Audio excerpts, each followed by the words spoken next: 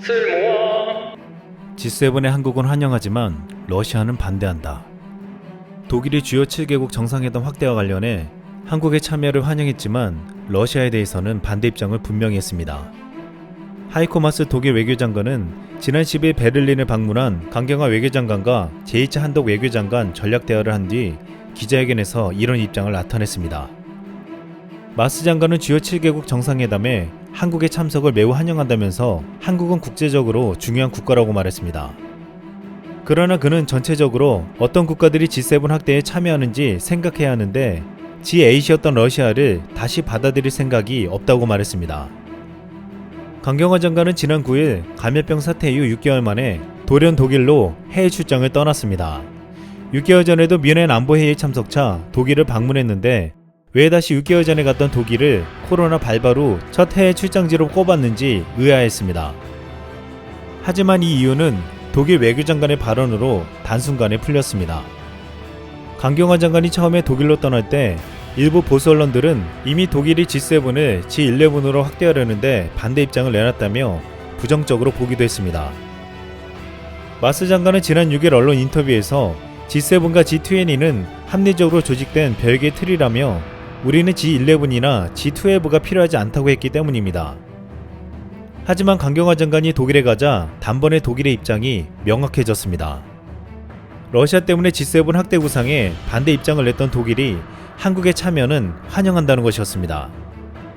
독일이 트럼프 미국 대통령이 제시한 G7 확대 구상과 관련해 한국의 참여를 환영한 것은 이번이 처음이었습니다. 다만 러시아에 대한 반대 입장을 재확인한 만큼 사실상 러시아를 참여시켜 G7을 확대하려는 트럼프 대통령의 구상에 부정적인 입장을 위지한 것으로 보이고 있습니다.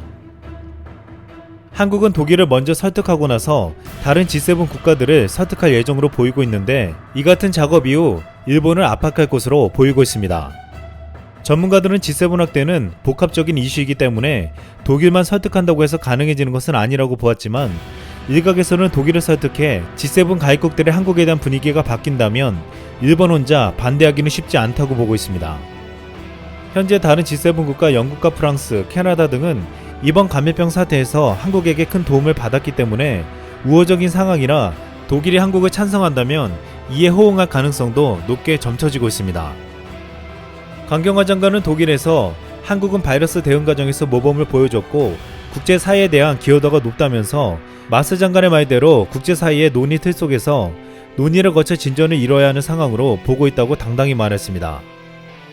또한 강 장관은 모두 발언에서 독일은 유럽 내 한국의 최대 교역 상대국이고 양자 다자 차원에서 핵심 협력 대상국이라며 바이러스 사태로 세계 경제가 심화하는 상황에서 공정한 다자 체제가 필요하다는데 견해를 같이 하고 감염병 이후 경제회복 과정에서 계속 협력해 나가기로 했다고 설명했습니다.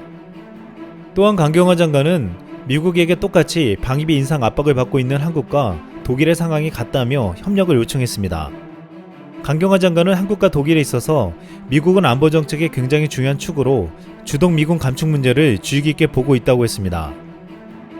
마스 장관은 주동 미군은 독일을 포함한 유럽의 안보를 위한 것으로 대부분의 미군은 유럽에 그대로 주둔하게 될 것이라고 밝히기도 했습니다.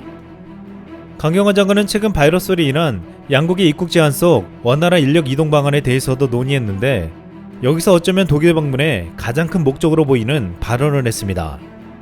세계무역기구 사무총장 이프보안 유명희 통상교섭본부장에 대한 독일의 지지를 당부한 것입니다. 일본은 노골적으로 한국의 WTO 사무총장을 반대하고 G7 참여도 원치 않음을 내비쳤습니다. 하지만 한국은 유럽에서 가장 큰 목소리를 가지고 있는 독일의 지지를 얻고 협력을 요청해가는 것으로 대세를 몰아가는 전략을 세우고 있습니다. 일본은 한국과 수출 규제와 관련해 WTO 분쟁 해결 절차를 밟고 있기 때문에 한국의 유명희 본부장이 중립성을 지킬지 불안하다며 지지할 수 없다고 밝혔습니다. 그런데 일본이 사실상 WTO에서 한국이 사무총장이 될까 두려워하는 것은 과거 WTO 분쟁에서 한국에게 연이어 패배했던 것과 연관이 있습니다. 한국은 일본과 WTO에서 2004년 김수입 커터, 2006년 하이닉스 디램, 2015년 후쿠시마 수산물 분쟁에서 모두 승리한 바 있습니다. 어떠한 압력이나 힘에 의하지 않은 한국의 일방적인 승리였습니다. 한국은 전세계 외교부 내에서 더 설득력 있고 강력했습니다. 이에 김희은 아시아태평양 전략센터 대표는 왜 한국이 WTO 분쟁과 각종 협정에서 힘을 발휘하는지를 말해주었습니다. 그는 최근 한미 방위비 협상을 내부에서 지켜보며 한국과 협상에 들어간 미국인들이 협상장을 나오면서 하는 말이 있다고 했습니다. 정말 까다로운 협상가라는 말이었습니다.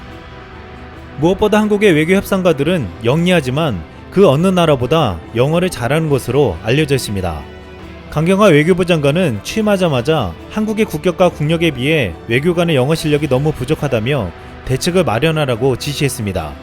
이에 외교부는 외교관들의 영어 능력을 재평가하고 향상시키기 위한 어학평가, 교육제도 개편에 착수하며 영어 능력을 향상시켰습니다. 일본은 이번에 WTO 사무총장에 후보를 내지 못한 것이 강요 중에 영어를 잘하는 사람이 없어서 추천하지 못했다고 했습니다. 하지만 한국은 달랐습니다. 얼마 전 외교가에서는 큰 논란이 일어난 사건이 있었습니다.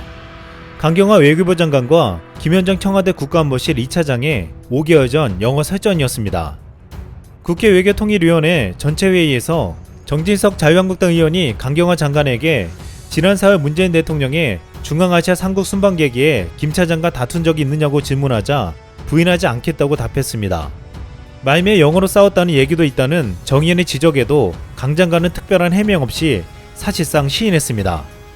당시에는 북미 비핵화 협상과 한일 갈등 등 산적한 외교 현안의 전면에선 외교 투톱의 갈등이 노출되며 문제로 여겨졌습니다. 문제가 된 언쟁은 대통령 순방 당시 외교부 작성 문건에 불만을 가진 김 차장이 외교부 직원을 몰아붙였고 강 장관이 이 일을 제기하는 과정에서 벌어졌다고 했습니다. 강 장관이 우리 직원에게 소리치지 말라고 제지하자 김 차장이 It's my style, 이게 내 방식이다 라고 맞받아 쳤다는 것입니다. 두 사람은 실제로 한동안 영어로 말다툼을 한 것으로 알려졌습니다. 외교가에선 감정이 점점 격해지자 두 사람 모두 한국말보다 더 익숙한 영어로 언쟁을 벌였을 것이란 해석도 나왔습니다. 강 장관은 유년 시절 3년간 미국에서 생활했고 미국에서 석박사 학위를 받았으며 김대중 전 대통령의 통역관을 맡았을 정도로 네이티브 수준의 영어를 구사하는 것으로 알려져 있습니다. 김현정 차장 역시 외교관 아버지를 따라 학창시절을 미국과 일본 등 외국에서 보냈고 참여정부 시절 통속교섭본부장으로 한미 자유무역협정 협상을 진두지휘했습니다. 그는 청와대 브리핑 도중 말문이 막히거나 감정이 달아오르면 예고 없이 영어로 말해 내신 기자들을 멘붕에 빠뜨리기도 했습니다. 심지어 김현정 차장은 영어로 꿈을 꾼다고 할 만큼 우리말보다 영어가 더 익숙하다고도 알려져 있습니다. 이 둘의 충돌은 한때 불화설이 돌며 논란이 되었지만 최근 이 사건은 다시 재평가되고 있습니다.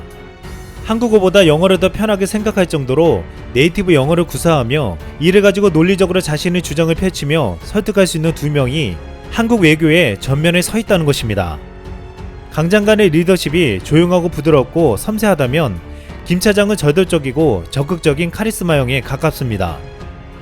강경화 장관이 이번에 독일에 가서 한국의 G7 참여와 WTO 사무총장을 밀어달라고 지지를 호소하며 큰 성과를 거뒀지만 저돌적이고 적극적인 김현정 차장은 미국과의 협상에서 최근 미사일 고체 연료 제한 해제를 받아내고 지난달 28일 차세대 잠수함은 핵 추진이 될 것이라며 우리 정부가 핵 잠수함을 추진하고 있다는 점을 암시했습니다. 또한 김현정 차장은 핵 연료의 군사적 활용을 금지한 원자력 협정과 관련해 이것은 핵 추진 잠수함과는 완전히 별개라고 말하며 미국이 한국에 제안해놓은 각종 조치들을 아무런 대가 없이 우리의 주권이라면서 다시 되찾아오고 있습니다. 일강에서는 김현정 차장의 저돌적이고 적극적인 성격이 미국과의 협상에서 크게 효과를 보고 있으며 무엇보다 네이티브급 영어 실력도 이에 큰 위력을 발휘하고 있다고 했습니다.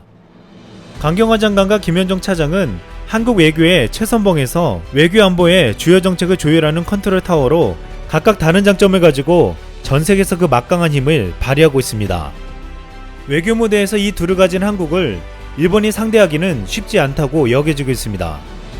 이 상황에서 모태기 일본의 외무상도 이 못지않게 발빠른 움직임을 보이고 있습니다.